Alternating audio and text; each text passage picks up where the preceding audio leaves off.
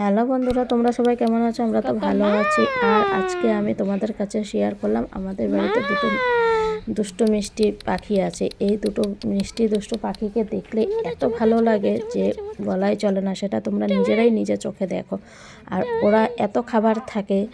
দেখো বন্ধুরা, আর একটা কি, মোবাইলটা যখন আমি সামনের থেকে ভিডিও করি না, ওরা ভাবে কি খাবার নিয়ে এসেছি। ওরা ওই মোবাইলটাকেই খাওয়ার জন্য, ঠোকরানোর জন্য আসে। আর আমিও তো মোবাইলটা ওদের সামনে নিয়ে যাই। আর যেটা বলতেছিলাম, ওদের খাবার এত খাবার থাকে ওদের সামনে, তথাপি একটা খাবার নিয়ে দুজনা যে এত হাল্লা মানে করে, কাড়াকাড়ি করে, তারপরে মুখের থেকে ওদের খাবারটাই পড়ে যায়।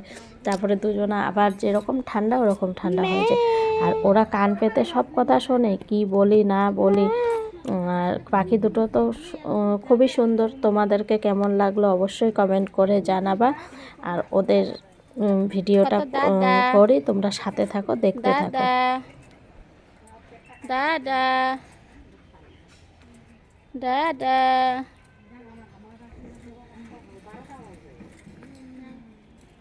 দাদা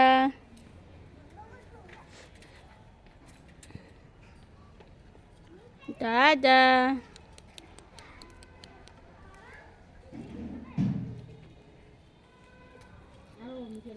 দেখ, তুইটা হাল্লা করে। ই ই ই ই ই ই ই ই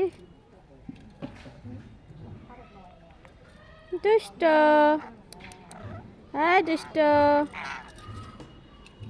কেন হাল্লা করে? কেন হাল্লা করে? কেন হাল্লা করে? হ্যাঁ, খা খা খা, নিচের থেকে তুল।